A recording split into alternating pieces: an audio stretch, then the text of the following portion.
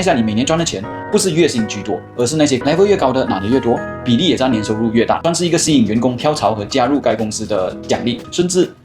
千万资产都有可能。Hello， 大家好，我是阿德，欢迎回来。很多人以为工程师的薪水只是一个数字，就是5000、8000、10000等等。同样都是工程师，有些人薪资6000，有些人年入100万。很多人也有私信过我，就是会好奇问，工程师的薪水真的算蛮高的吗？但是其实如果光看月薪的话，是比较难看出差别的。尤其是大一点的公司，因为薪水上通常都会分成几大块，而且在公司里面不同的 job level， 就是职级，薪水的比例是完全不一样的。尤其是你越做到越后面，不同部分的比重的差别很大。今天我们就来坦诚的聊一下，工程师在科技行业这一块的薪资结构到底是长什么样子的。第一个，大厂工程师薪资的结构，我们先讲最基本的。通常薪资的话会分成下面几大块。第一 ，base 薪资，也就是每个月固定拿到的薪水，打工人最熟悉的那一部分。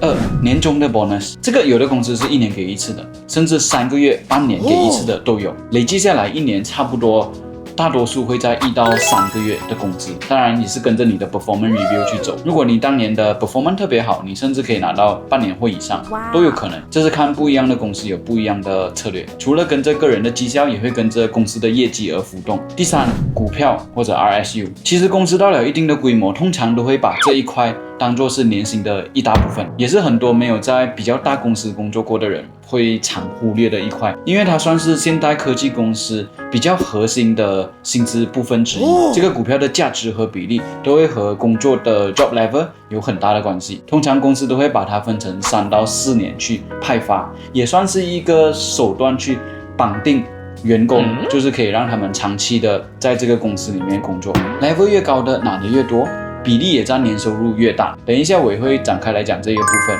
我确实有听过很多人靠这一部分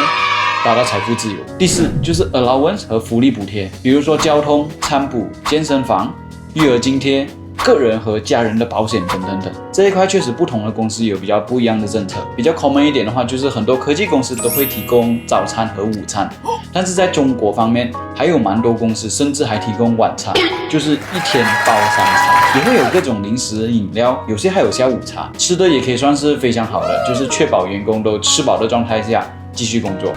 厉害。By the way， 在看这个视频，如果自己或者朋友有意愿想要加入大公司，又有疑问的话，也可以在下面留言，我们一起交流。第5就是 sign on bonus 签约金，这个甚至有很多人会忽略它，因为它是一个一次性的奖金，算是一个吸引员工跳槽和加入该公司的奖励。一般的话，我们这个行业会把前3部分加起来，就称为 total compensation， 就是 TC 总年报，会再对比一些 allowance 福利，还有就是 sign on bonus。OK， 就是这几大块。我们接下来讲更仔细的，就是不同 job level 的比例差异，就跟我刚刚讲的那几个部分，不同的 job level 会有不一样的 TC 结构，差别可能比你想象中的大很多。比如看这个图，谷歌内部工程师的薪资分布，越往右边的就代表 level 越高，总年报 TC 也算是越涨越快的，不只算是翻倍，而是差到你怀疑人生。这边我就把 level 大概分成3个部分，就是刚入职的，然后 senior， 还有就是 manager 等级。刚工作几年的话，base 薪水差不多会占你总 TC 的80到90%，也就是现金。股票是相对少很多的，就是这个蓝色的这一块。bonus 占比就是黄色的也相对低，因为 bonus 的话很大概率是跟着你的 base 来决定的，通常是几个月的薪水或者几个 percent 的薪水。所以刚工作几年确实还是需要累积一些经验才能达到比较可观的薪水。第2就是比较 senior 的 level， 股票的比例开始就慢慢的拉高了，可能差不多占 TC 的20到30%，也可以看到 bonus 也稍微的上涨了。再来就是 manager 或以上，这边可以看到，虽然 base 薪水是有一直在往上涨，但是没有大幅的增长，反而比较夸张的就是股票和 bonus 可以占到你 TC 的一半或以上。想象一下，你每年赚的钱不是月薪居多，而是那些股票和 bonus， 尤其是你达到这个时候，你股票的占比真的是很大，所以你 TC 的波动也会相对的大。因为股票它会上会下，如果公司的股票今天翻倍的话，他们的年收入会大大的上涨。可以试试想一下，如果公司的股票可以翻一个5倍或以上，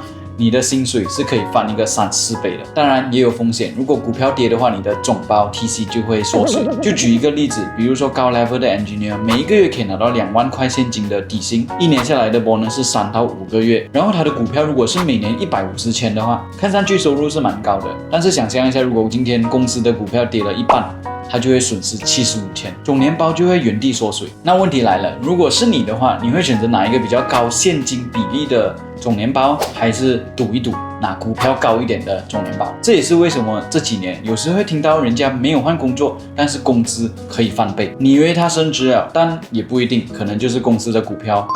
砰的上去了。我觉得凡事都有可能，如果天时地利人和，你在对的时间进入了对的公司，你要积累财富的话，甚至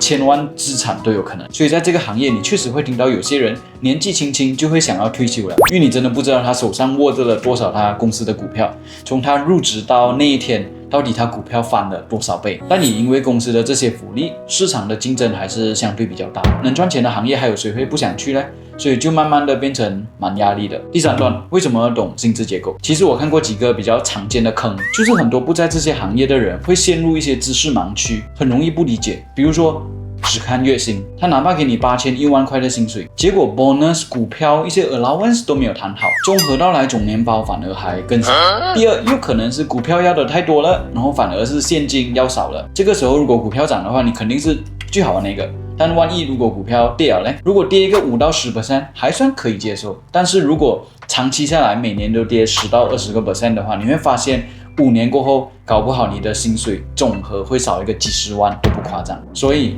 不管你是刚刚入行还是跳槽的话，我觉得有几件事情还是要先理清楚，包括 bonus 的计算方式、股票的发放周期。股票这一块会有比较多的 trick，就是有些时候公司派给你股票了之后，你是不能马上卖的，它会有一个叫 blackout period， 不让你做交易。再来就是有些公司它还没有上市，所以它给你的股票你只能在内部做交易，所以套现的方法是非常有限的。到最后你会发现，想要把它换成钱的方法是相对比较难一点。哎，真是太让我失望。